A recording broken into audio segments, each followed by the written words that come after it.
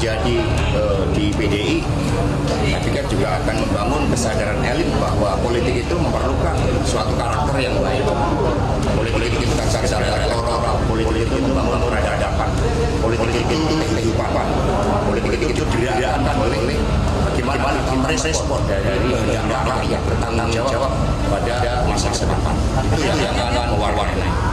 Dalam wawancara kami kan kami sampaikan ada suatu jurang yang membedakan karena ini berkaitan dengan karakter.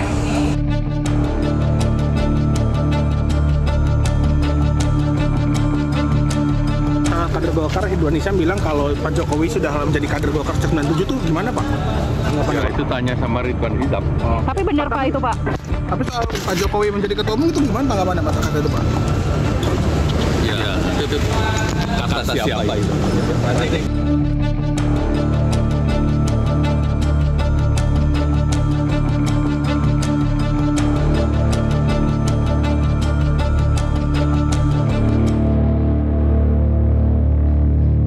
Meski musyawarah nasional atau Munas Golkar untuk memilih ketua umum masih sekitar 9 bulan lagi, keriuhan mengenai siapa ketua umum Golkar berikutnya sudah kencang terdengar. Ada nama-nama baru yang masuk bursa ketua umum Golkar termasuk nama Joko Widodo. Di saat yang sama, elit-elit partai Golkar ikut menyuarakan sikapnya agar Golkar jangan mau diatur-atur orang luar. Gejolak apa yang sebetulnya sedang terjadi di Golkar di saat partai beringin ini mencapai hasil yang cukup memuaskan di pemilu 2024. Kami akan membahasnya bersama dengan anggota Dewan Pakar Partai Golkar, Ridwan Hisyam, serta Direktur Eksekutif Poltreking Indonesia, Hanta Yuda. Selamat malam, Pak Ridwan, Mas Hanta. Selamat malam, Mas Hanta. Baik. Pak Ridwan, selamat ketemu lagi. Oke, baik. Ya. Pak Ridwan, Mas Hanta, tadi kami sudah putarkan pernyataan dari Luhut, Abu Rizal, Erlangga. Ketiganya ini kompak bicara Golkar jangan mau diatur-atur orang luar, jangan mau dipecah belah, dimanfaatkan. Pak Ridwan, kenapa sih bisa muncul pernyataan seperti ini? Apakah memang sedang ada pihak luar yang berusaha untuk melakukan itu ke Golkar? Ya, saya kira saya tidak tahu ya, ditanya aja sama Pak Luhut, apa ada yang mau mengacak-acak Golkar? Saya pikir kalau ada orang mau mengacak-acak Golkar, ya sudah tidak zamannya lah. Saat ini Golkar ini pada posisi puncak sekarang, karena ini adalah siklus politik 20 tahunan Indonesia, di mana Golkar pada puncaknya tahun 2004 pernah jadi pemenang pemilu, dan saat ini 20 tahun. Jadi memang ini sudah puncaknya Golkar, jadi tidak ada yang akan bisa mengacak-acak lagi seperti pada tahun 97, 98, 99 pada waktu itu. Itu memang dalam masa kita turun ya, karena puncaknya di Orde Baru turun. Nah, saat ini pada sisi puncak lagi. Tidak ada, saya pikir orang luar mana yang akan mengacak-acak Golkar? Nggak ada lah, kita ini semua orang-orang kuat lah di Golkar ini. Apa kita bisa justru jadi karena sedang berada di puncak, Dewan Pak Ridwan? Pembinanya, Dewan Penasehatnya, semua kan orang-orang hebat semua. Oke, apa Nah, karena itu, sekarang saya Golkar yakin ini sedang nggak ada. berada di puncak, makanya mau diacak-acak? Ya makanya kita, insya Allah kita ini dalam posisi yang tertinggi setelah 20 tahun ya. Tahun 99 kan begitu Bang Akbar 128 kursi turun jadi 119 zaman Pak JK. Terus turun lagi 91 zaman Pak Abu Rizal lagi, turun lagi zaman Pak Novanto 85. Nah sekarang naik sudah 100 lebih di zaman Pak Erlangga. Jadi ini kita dalam posisi di puncak kita ini sekarang. Oke. Nah insya Allah kalau kita mendapatkan ketua umum yang tepat, maka kita akan panjang ini. Paling tidak kita 20 tahun kita bisa memimpin negara ini. Dan itu dibutuhkan kader-kader ketua umum yang sudah punya prestasi. Dan salah satu yang punya prestasi itu adalah Pak Joko Widodo. Masalahnya bahwa Pak Widodo sekarang pegang KTA, boleh-boleh saja pegang KTA partai lain. Tapi Golkar tidak melihat itu. Golkar itu dilihat rekam jejaknya. Jadi sejak Sekber Golkar tanggal 20 Oktober 64, habis itu menjadi golongan karya tahun 71, menjadi partai Golkar tanggal 9 Maret 99, dan sampai hari ini. Dan itu semuanya rekam jejaknya jelas. Oke. Jadi seperti banyaklah contoh-contoh menjadi bupati, jadi wali kota, jadi gubernur. Karena tidak mungkin pakai Golkar, maka pakai kendaraan partai lain. Jadi kendaraan saja. Begitu dia sudah selesai, kembali lagi Karena dia ya istilah kalau kita itu dikaryakan. Baik. Nah, saya menganggap Pak Jokowi itu dikaryakan kemarin itu di salah satu partai, ikut wali kota Solo, ikut gubernur Jakarta, habis itu calon presiden. Begitu selesai, ya Pak Jokowi kembali lagi. Memang dia kader Golkar sejak awal kok. Pengusaha Pak Jokowi itu, pengusaha apa namanya mebel. Oke. Nah, itu tahun Pak mulai Ridwan tahun ini 90-an. mengatakan ya bahwa sebetulnya Pak Jokowi itu orang Golkar. Saya. Oke, Pak Ridwan ini yang mengatakan bahwa Pak Jokowi orang Golkar sejak era Orde Baru. Tapi sebelum ke situ, Pak Ridwan, tadi ketika Anda memberikan contoh, kalau salah satu contoh orang yang punya rekam jejak jelas dan berprestasi, saya kira Pak Ridwan akan menyebutkan nama Pak Erlangga. Karena di zamannya Pak Erlangga lah Golkar mencapai hasil pemilu yang seperti ini. Tapi yang Anda sebutkan justru adalah Pak Jokowi. Kenapa Pak Ridwan? Apa jangan-jangan keberhasilan Golkar ini karena Pak Jokowi? Ya, sekarang semua orang tahulah bahwa Pak Jokowi itu memberikan kondisi yang nyaman kepada Partai Golkar. Dan itu diakui oleh Ketua Umum. Pak Jokowi sudah merapat, iklan-iklan Pak Jokowi beberapa kali pengurus Golkar bersama Ketua Umum diundang ke istana, makan-makan, habis itu pakai dasi kuning. Habis itu mau berangkat ke luar negeri karena ada ribut-ribut waktu itu Munaslup.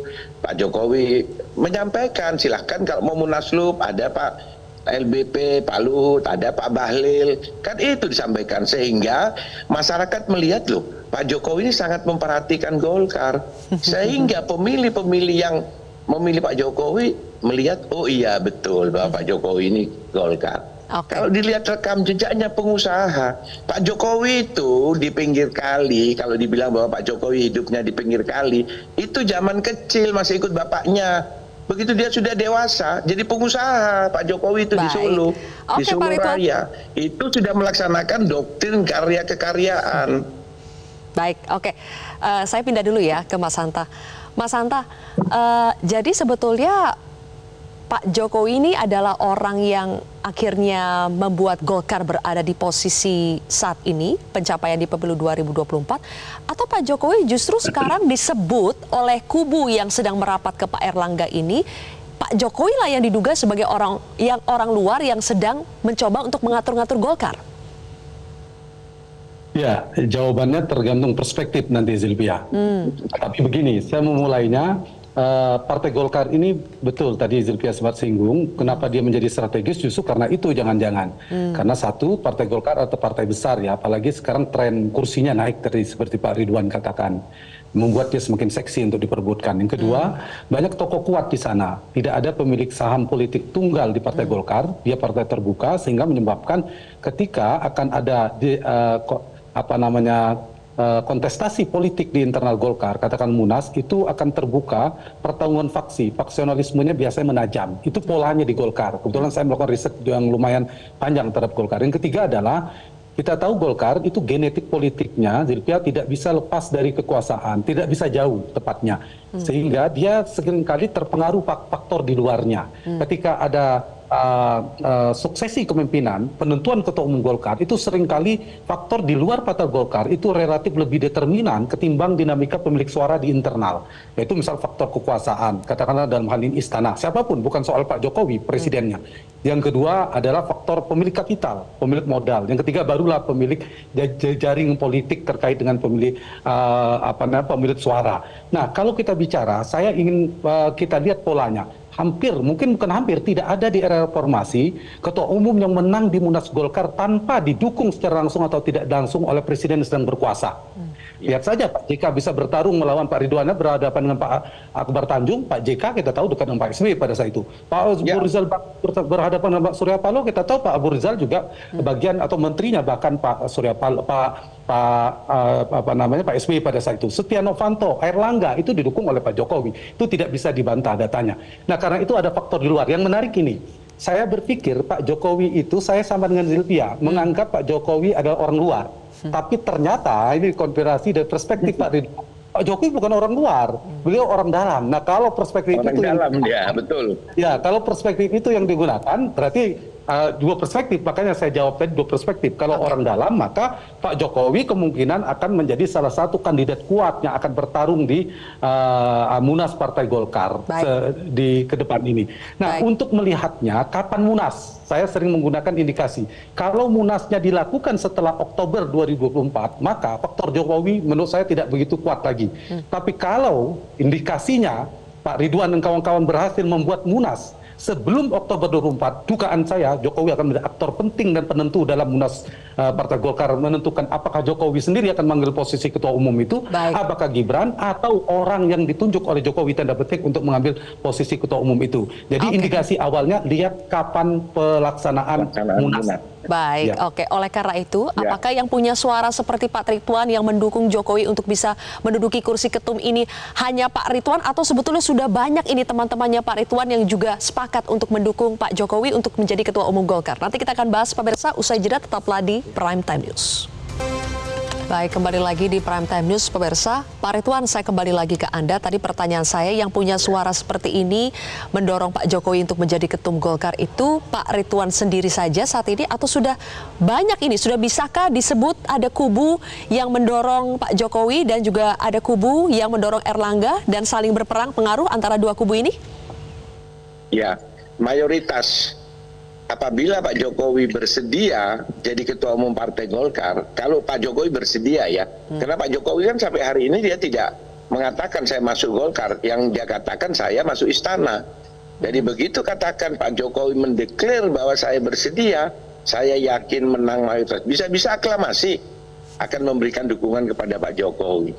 Karena Pak Jokowi sudah memberikan bukti kepada kader Golkar bahwa ini loh, Pak Jokowi ikut berperan langsung. Sekarang ya kader-kader Golkar ini, caleg-caleg Golkar kaget-kaget jadi caleg dia. Loh, aku kok terpilih? Suara saya kok banyak sekali. Tidak sesuai dengan yang dia pikirkan. Kenapa? Ternyata banyak suara-suara yang masuk yang mereka tidak menyangka bahwa mendapatkan suara sebesar itu. Nah, itu dari mana? Kalau tidak iklim yang kondusif yang dibuat oleh Pak Joko Widodo gitu. Itulah saya bilang bahwa mayoritas kader-kader Golkar yang di daerah semua itu sama.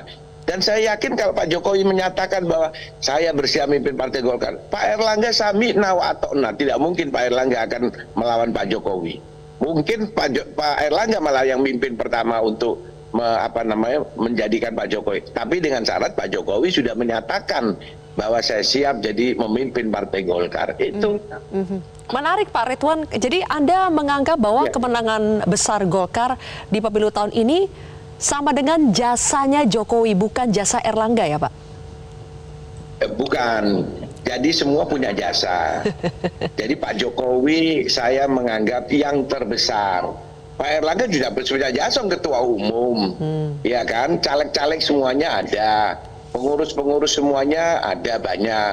Nah, itu bekerja. Jadi tidak ada yang berjasa dalam artian tidak berjasa. Tapi saya kalau memberikan persentase yang terbesar itu adalah Pak Jokowi. Karena kalau iklimnya tidak kondusif, Golkar tidak bisa menang. Bukti pada saat 99 kondisinya tidak kondusif, padahal kuat kan Partai Golkar. Golkar itu, tapi kalah dia pada waktu itu tahun 99. Baru 2004 menang kembali. Nah itu, jadi memang Golkar ini harus kondusif. Dan Golkar itu kalau disenggol mekar, kalau tidak disenggol dia tidak mekar dia. Senggol terus ini ya. Jadi harus disenggol. Baik, Mas Hanta. Dia. Nanti kita balik lagi nih ke Pak Ridwan. Mas Hanta, kalau melihat dukungan tadi sudah ada pernyataan dari Pak Luhut, Pak Ical yang kalau kita indikasikan itu mendukung Erlangga untuk kembali menjadi ketua umum ya. Dengan dukungan ada pentolan-pentolan Golkar seperti Luhut, Abu Rizal Bakri, apakah posisi Erlangga sebagai ketua umum Golkar sampai saat ini dan kalau masuk ke Munaslup 2024 di Desember nanti itu masih kuat tidak? Posisi Pak Erlangga menurut saya sangat kuat. Kuat. Didukung atau tidak didukung, apalagi didukung oleh pentolan figur-figur kuat yang berpengaruh pernah menjadi ketua umum di Partai Golkar. Sepanjang satu hal catatannya, dua hal mungkin. Apabila Munasnya dilakukan setelah Oktober 2024, yang kedua Joko Widodo tidak ikut berkontestasi. Tapi kalau Misalnya Munas Golkar dilakukan sebelum Oktober 2024, dengan kata lain presidennya masih Joko Widodo, dan Pak Jokowi maju dalam kontestasi, menurut saya tidak akan imbang. Erlangga sulit untuk berhadapan dengan seorang Joko Widodo. Jadi kita melihat Golkar itu, kita lihat polanya, tidak bisa disamakan dengan semua partai. Pola di Golkar bukan presiden saja yang sedang menjabat bertarung, didukung secara sembunyi-sembunyi tanda petik, secara tertutup saja oleh presiden bisa menangkan pertarungan. Apalagi yang bertarung itu presiden sedang menjabat, Sylvia. Menurut saya mau Erlangga, mau siapapun, sulit berhadapan dengan presiden sedang berkuasa. Siapapun namanya, mau Joko Widodo atau Prabowo atau siapapun. Nah, itu poinnya. Anda sebut nama Prabowo ini, Mas Hanta. Sedikit saja sebelum kita closing ya, Anda sebut nama Prabowo. Jika benar Jokowi adalah pihak yang berusaha mengatur-ngatur Golkar, Pak Ridwan tadi mengatakan kalau Pak Jokowi mau maju, Pak Erlangga akan menggelar karpet merah buat Pak Jokowi. Tapi menurut Mas Hanta, kalau Pak Jokowi mau maju menjadi ketua umum Golkar, apakah Erlangga akan mencari perlindungan ke Prabowo? Perlindungan Prabowo bisa kalau presidennya sudah Prabowo Subianto. Makanya penting siapa presiden. Dilihat Golkar itu siapa presiden yang menjabat. Karena itu kalau sebelum Oktober Munas sukses dilakukan oleh Pak Ridwan Hisam dan kawan-kawan, kemudian tinggal Pak Jokowi mau atau tidak, itu tergantung Pak Jokowi.